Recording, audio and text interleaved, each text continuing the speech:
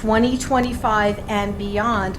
I mean, it's absolutely amazing. I just did an interview with someone else talking about events that are going to happen in 2025, but you've discovered in the Dead Sea Scrolls, I mean, these are ancient scrolls that are talking about the time that we're living in now and the end times. We can go back to the ancient church fathers, and they taught as well, because they got this from the Essenes. The Essenes took the Great Commission and went and made disciples, and some of those disciples are what we would call the early church fathers. And a lot of them talk about how there's going to be 6,000 years of human history and then 1,000-year Sabbath, just like there's 6 days of a week, and there's a Sabbath after that on the seventh day. And then after that, everything would be recreated. There'd be a new heavens and new earth. So the church fathers got that from the Essenes. Well, they also split up this time period into certain segments. So the way that we have, years and centuries and millennia, they had Shemitahs, which was a 7-year period. Then they had Jubilees, which was a 50-year period. They had Onas, which is a 500-year period. And then they had Ages, which was a 2,000-year period. And in their view, there would be it's four. They would call it 4 ages, but it's basically like 3.5. So there would be from the time of creation till the call of Abraham. That's the first age. That's the first 2,000 years, and that's called either the age of creation or the age of chaos. Then the second one, the age of Torah, started at the call of Abraham and went until 75 AD. So just a few years right after the temple was destroyed. And then according to the Essenes, the last age would be from 75, or the church age. The last age would be the millennial age, but the church age, they actually called it the age of grace, which is amazing that they even called it that in the Dead Sea Scrolls, again, 200 years before Christ was born. But they said that would last from 75 AD to 2075 AD. Now, what's really interesting about that doesn't necessarily mean, if the Essenes are right, that we have to wait until 2075 for Christ to return. That's not exactly what that means. So while these time periods, you can basically set these time periods in stone, you can't really set the events that occur in stone. So, for example, the final Jubilee, the final 50 years of the Age of Torah, was between 25 AD and 75 AD. Well, think about Jesus' ministry. That was really early on. That would have been from 29, somewhere around 29 AD to 32 AD. It would have been somewhere around there. Would have been the ministry of Christ. Well, that is really early on in that final Jubilee of the Torah age. The Torah age didn't end until 75 AD, and it's not that a certain event happened in 75 AD that caused anything. It was just that was the time where the next age was to begin. So a lot of prophecies had to be fulfilled in that time. Well, and you see this at the end of each age too. You see, like, the final Jubilee, there's a lot of chaotic stuff and a lot of miracles. So the end of the age of creation was the whole Tower of Babel incident. The end of the age of Torah was the first coming of Christ and everything. And a lot of those prophecies were wrapped up well before the age of grace technically started. So we could see that again in our time. We could see we're going to be hitting 2025, and technically, because the calendars are a little, the Essene calendar is different from our Gregorian calendar. Technically, the beginning of the final Jubilee of our age would be early to mid-March of 2026, technically. But suffice to say, I make a note of that in the book, and then I say, it's just really a lot easier to say like 2025, because that's like where everything's wrapping up, because 2025 to 2075. But we could see a similar thing that we saw in the Age of Torah. We could have all of these prophecies, including the tribulation and everything. We could have that happen early in our final Jubilee. I mean, that could happen next year. That could happen in a few years from now. We don't have to wait all the way till 2075. Now, Jesus could do that. He could decide that he's going to wait till 2075. But all it means is that by the year 2075, 2076, everything should be in place for us to start the the millennial age, to start for Christ to start his millennial age. And think about all of the things that need to be fulfilled. It's not just we have a 7-year tribulation, Jesus returns, and then that's it. There's still a lot of things. When you read the end of the book of Ezekiel, there's a brand new temple and a brand new city. How long is it going to take for that to be built? Well, the temple of Herod took about 40 years. And I don't think that Jesus is just going to come down and, again, just snap his fingers and a temple and city are going to appear. I think that's going to need to be built. And so if that takes 40 years, well, you subtract that from, or 40 or 50 years, you subtract that from 2075 and you end up really early in our final jubilee where Jesus would return. So a lot of times when I talk about this, especially on my channel and other interviews and things, when I give that 2075 date, a lot of people get deflated because they're like, "Oh no, I'm not going to make it. I'm not going to survive to 2075." And I say, "Look, it's okay. Like Jesus could come back. Like a lot of things can happen earlier on, and you can have all the judgments of Jesus that gets performed when he returns. You can have all that stuff, and then you could still have decades where things need to get set up. How long does it take to notify the whole world of how things are now? Jesus is reigning, and emissaries from nations are expected to come to tabernacles, and and people have to beat their swords into plowshares. Like, how long does it take to get the whole world up on these new rules? It's not going to be overnight. And then again, especially with the new temple and the new city, and I take that totally literally in Ezekiel. That stuff takes time. So I believe it's very likely that we will have like the tribulation and all this stuff. And I'm not going to set a date to it, but I would expect that it would probably happen pretty early on in our final jubilee, which would be from 2025 to 2075. I don't know exactly what year or anything, but probably pretty early on.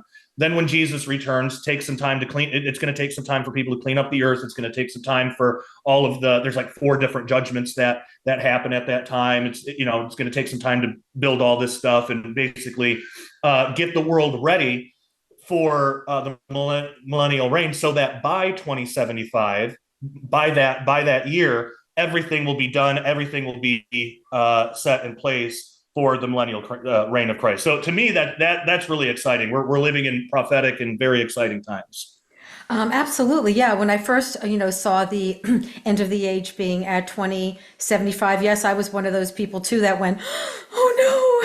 with everything that's going on. Oh my goodness! And then I would be 1,000 years old by then. So anyway, but when I saw the pattern of what you were talking about, like at the end of the second age, the age of Torah, that Jesus, he died and was resurrected towards the beginning of that Jubilee, which was, so it wasn't at, if it was at 75 that happened, then I'd be like, look at that pattern. But it was the beginning of that. And then I went, phew. It was like, okay, great. Another way in the Dead Sea Scrolls points to around 2025, which is crazy. And if you like what you're hearing, please subscribe to my channel, put a like on it, and also share the video. Josh, your information is so very interesting. Now, as far as the calendar, before we go on to another way of measuring time, with the solar calendar, like, okay, if we think that Rosh Hashanah is in September, how far off is it? Yeah, a lot of those festival and feast days are different on the Essene calendar. But I will say, though, because a lot of people, what I don't want people to think is, oh, what calendar should we be following? Because that's not exactly right. This was something for Israel. Now we can look at these calendars and see if anything prophetic happens on certain days. But there were dates on the Pharisee calendar as well, the lunar calendar, where Jesus did fulfill them on those dates. And the way that I look at it is, Jesus will meet you where you are. And I think that that's what he was doing. So we do see fulfillments definitely on the Essene calendar for sure, by and large, but Jesus even took time to fulfill some of what was expected on the Pharisee calendar as well. So yeah, there are feast days that are totally and wildly different on the Essene calendar. But then again, according to the Essene interpretation, they would have they believe they had the correct days, where when they did these rituals, they did these festivals, these feast days, that those were the exact same days that the angels were performing their duties in the heavenly temple for that day too. So the way that I look at it for us today, it's like, well, the vast majority of us, not all of us, but the vast majority of us are Gentile believers. So we're not beholden to, we're not required to follow any calendar really. But I look at it more as a point of study. It's really interesting. You can find prophetic things in there that might lend some clues as to what's coming, what's ahead, what to look for prophetically. But I think there are times that you can find that on the modern Jewish calendar as well, because, like I said, again, even during Jesus' ministry, he fulfilled things on both calendars, more so on the Essene calendar, but he did fulfill things on both. So I don't have any problem with somebody who wants to look at the modern Jewish calendar and try to figure out if something's happening there. It very, very well could be. So I say check out both calendars. I think they're both interesting, and also look historically at what things have been fulfilled on each of these calendars, and just compare the two. And so yeah, I encourage people to do that. Okay, now I'd like you to explain with the Book of Enoch another way of measuring time. I found this absolutely fascinating, of the 10 700-year periods. Yeah, can you explain? Yeah, absolutely. So yeah, this is really interesting. So in the book of Enoch, it's chapters, I believe I have it in the book. I think it's like 93 and 96 or something like that. I have it in the book and I lay it all out. But Enoch, he's got a different way of splitting up these time periods. Now, he would have still adhered to the solar calendar. This is more of a prophetic way of dividing up the same amount of time. So it doesn't conflict with the solar calendar. They went by the solar calendar. They didn't necessarily go by this calendar. It's not even really a calendar. It's what Enoch was doing was splitting up the times a little different into 700-year periods, where essentially every day is 100 years in this 7,000 year time period. So he split the 7,000 year time period into 10 different sections of 700 years, and he gave a prophecy for each of those, for all 10. And again, the latest that people can say that this was written, the absolute latest, would have been around 200 BC. It couldn't have been written any later than that.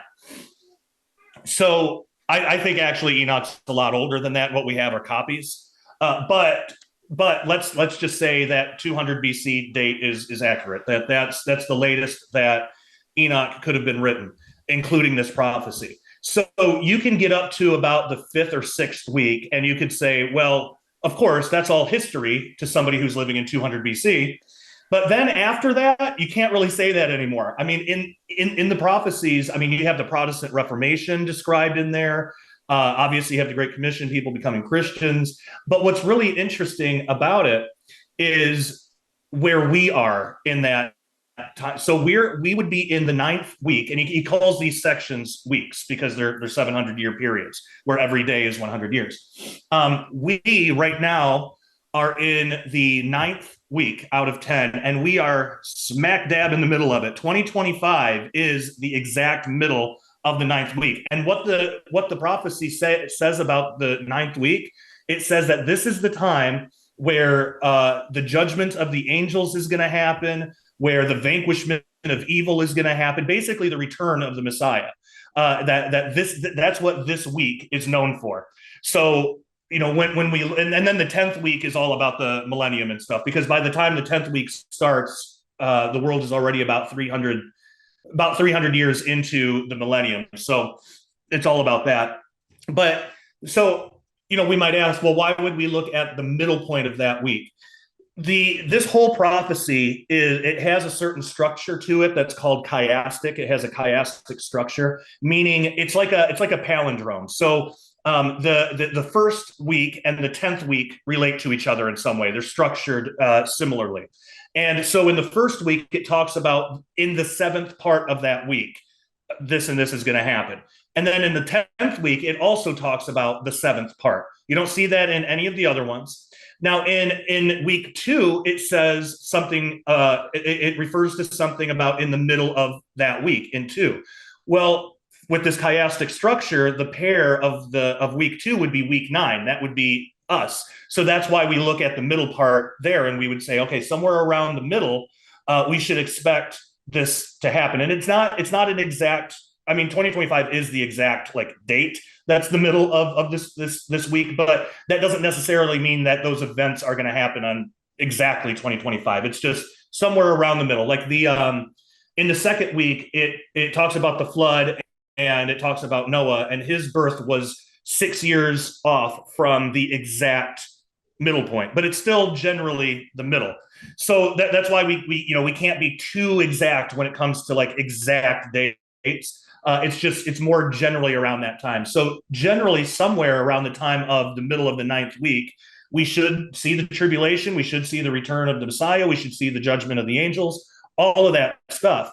And so we're right there. We're a few years, according, if this is right, we're a few years away from that.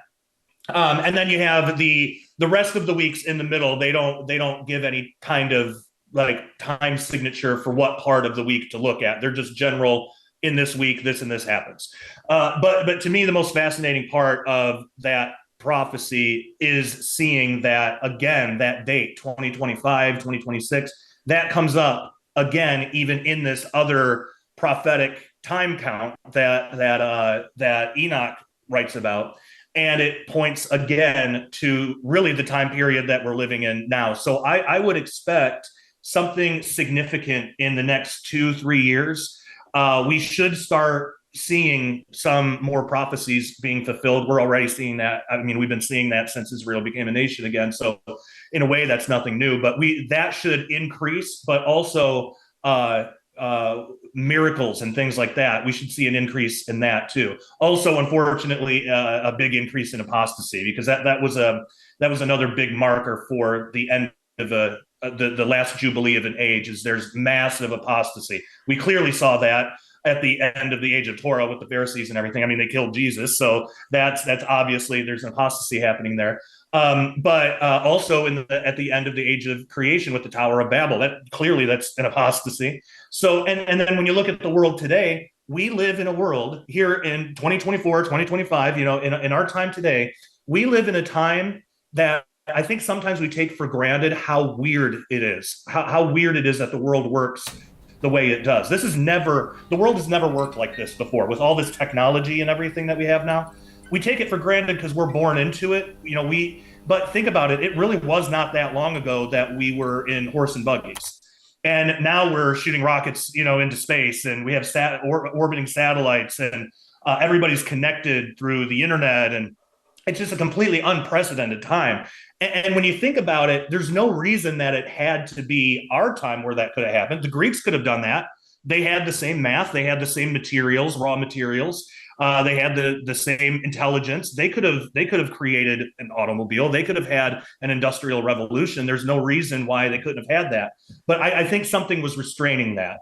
And I think that restrainer, I think the veil is kind of thinning now, and it's allowing a lot more of these things to happen. Another thing from the book of Enoch, we read that when the 200 watchers fell, they essentially gave a type of technology to mankind that they didn't have, and it was through war and things, cutting of roots, astrology, but they didn't have access to that before, and they gave them that. So that makes me wonder if the veil is thinning, if the restrainer is loosening, however we want to define that. Is it easier for fallen angels to provide mankind with, maybe not like swords and cutting of roots like it was before, but now, microchips and technology and the internet.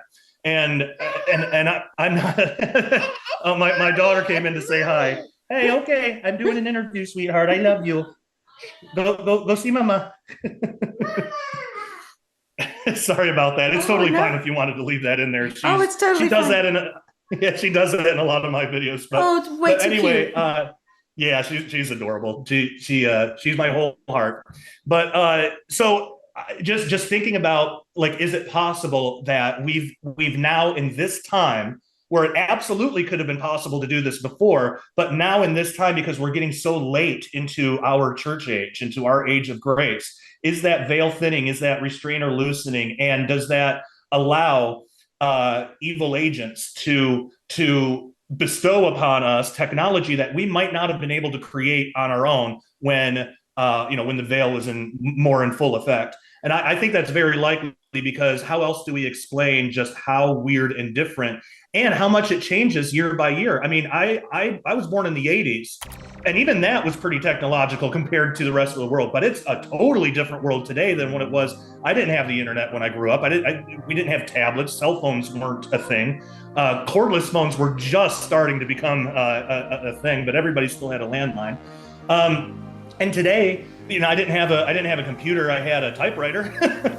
But today, it's after 40 short years later, it's a totally different world, and it's getting so advanced I can't even keep up with it. Like my kids are able to. My 5-year-old is able to, like, do stuff on her tablet, and it's like, how did you even learn how to do that? Like, how did you learn how to find that app? And we're careful with it. There's all sorts of protections and stuff, and she just has, like, kids teaching apps and stuff. But she's able to log in. She's able to put her passcode in. Like, it's like I never would have been able to figure that out when I was 5 years old in 1989. So it's just crazy to think about. So I think that it's very telling why this year 2025, 2026, why this time period that we're living in keeps coming up in the Dead Sea Scrolls. I think it's incredibly prophetic, and I think we're about to see a lot of crazy stuff, both good and bad, in our near future.